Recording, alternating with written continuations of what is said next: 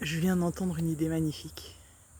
Et je me suis dit, c'est dommage que je la garde pour moi parce que c'est waouh en fait de voir cette période de Ben Hametzarim qu'on est en train de passer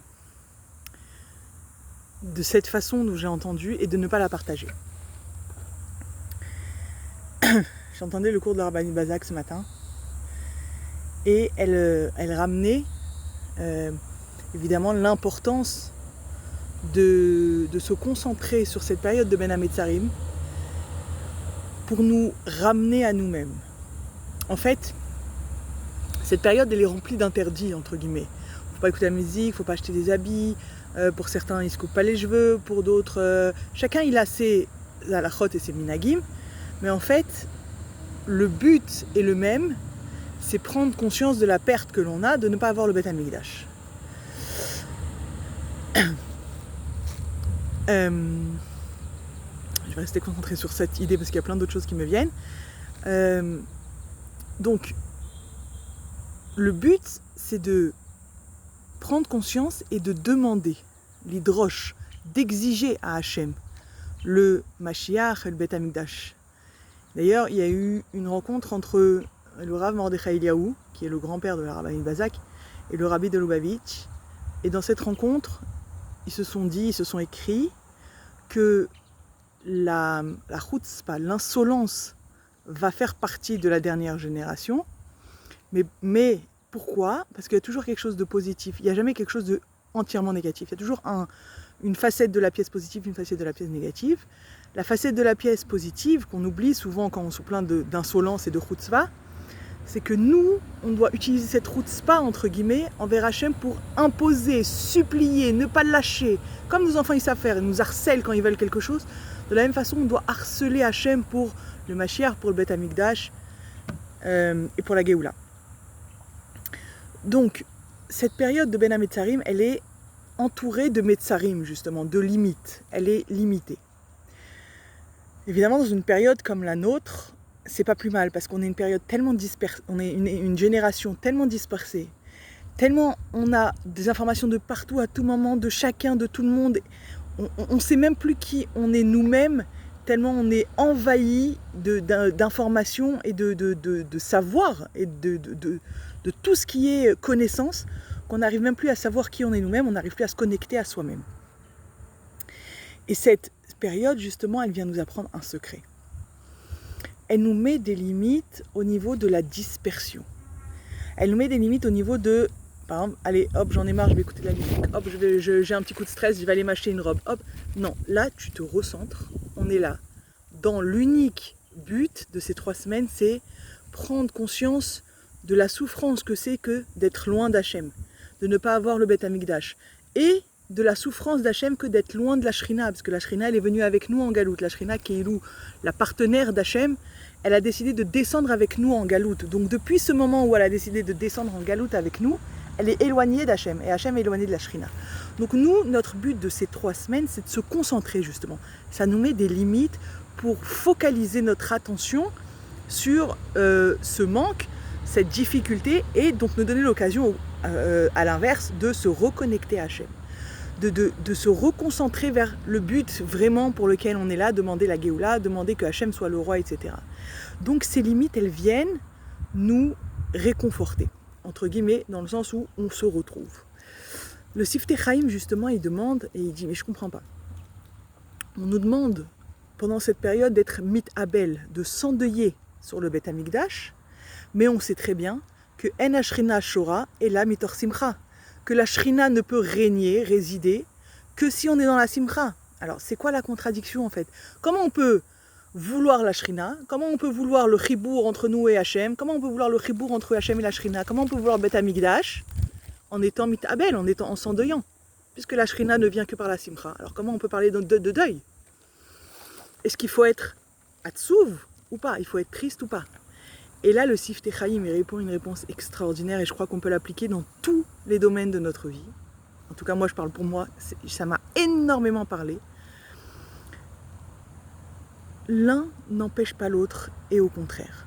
Le fait de prendre le deuil sur le Beth Amikdash va nous reconcentrer sur le Beth Amikdash.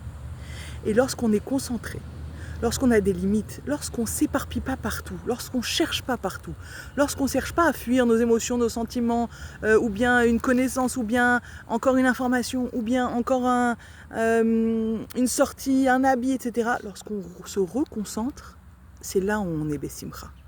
C'est là où on est bien avec nous-mêmes. C'est là où on commence à se retrouver. Et quand on commence à se retrouver, alors on est Bessimcha. Alors on commence à s'aligner avec nous-mêmes. C'est-à-dire que le fait de s'endeuiller, ça ne veut pas dire d'être triste et de pleurer toute la journée. S'endeuiller, c'est se reconcentrer sur quelque chose. Quand il y a quelqu'un qui est en deuil, il a des lois de deuil pour être concentré sur la perte qu'il vient d'avoir. Et quelqu'un qui est proche plus on est proche de la personne pour laquelle on est en deuil, plus on va être concentré et pas du tout avoir envie de passer cette semaine de Shiva à se dire allez vite, il faut que je m'en aille vite, comment on peut alléger les lois du deuil, non c'est bon, on peut trouver une tahana, une kula, quelque chose pour alléger, etc. Non, quand on est vraiment proche de la personne, on ne cherche pas des coulottes pour alléger le deuil, au contraire, on a envie de concentrer ses jours pour la personne, pour rester en connexion avec cette personne. Et bien c'est ça le deuil. Le deuil, c'est se concentrer sur la perte que l'on a eue. C'est arrêter de s'éparpiller partout dans tous les sens. Et en fait, c'est pas contradictoire avec le fait d'être Bessimcha. C'est pas contradictoire avec le fait d'être en joie. Alors évidemment que l'endeuillé, il va pas aller danser toute la journée, mais en fait, ça nous reconcentre et ça nous donne une joie intérieure, quelque chose de profond, d'aligné, quelque chose avec lequel on est en accord en fait, quelque chose qui nous limite. Bien sûr, on peut déborder sur l'importance de mettre des limites, aussi bien à nous qu'à nos enfants, etc. Combien ça structure, combien ça fait grandir, combien ça aide, combien ça rassure d'avoir des limites en fait. Se concentrer sur un seul objectif. Aujourd'hui, c'est très dur. On a l'esprit qui est hyper éparpillé par des millions de choses. On a beaucoup de mal à rester focus sur une seule et même idée, sur une seule et même moi qui je suis, sur une seule même idée qui lui il est. Non, on va comparer, on va être dans la comparaison, on va être dans l'attente de autre chose, on va être dans l'attente des nouvelles vacances, on va être dans l'attente d'un nouvel objectif. À chaque fois on est dans autre chose. On a du mal à être focus sur quelque chose. Donc là justement, la période de Ben Hametzarim, cette période qui est tellement difficile, et je vous avoue que moi-même vendredi j'ai dit à mon mari trouve-moi un éther pour la musique, je peux pas 3 semaines encore sans musique. Et après je me suis dit mais attends, mais 2 secondes en fait. Pourquoi encore on fuit cette période? Pourquoi j'ai du mal à ne pas avoir des limites? Pourquoi j'ai du mal à ne pas accepter que des moments il faut des limites et qu'elles sont pour quelque chose et qu'en fait finalement elles nous aident à se reconcentrer sur l'essentiel. Elles nous aident à voir vraiment et à revenir à qui on est vraiment, à ce que l'on veut vraiment. Et quand on est comme ça, encerclé ou limité, encadré par des limites, alors oui, on ne regarde plus à droite et à gauche et on va droit au but. On va droit là où on veut aller. On avance beaucoup plus quand on est dans un cadre de limite que quand on est éparpillé dans tous les sens. Donc non, ça n'enlève pas la simcha, c'est pas contradictoire. Les tabelles à le Bet Amikdash, s'endeuiller sur le Bet Amikdash et en même temps être Bessimcha parce que finalement on est limité, on revient au cadre, on revient à l'essentiel. Donc forcément la simcha elle est là. Donc le but c'est pas d'être triste.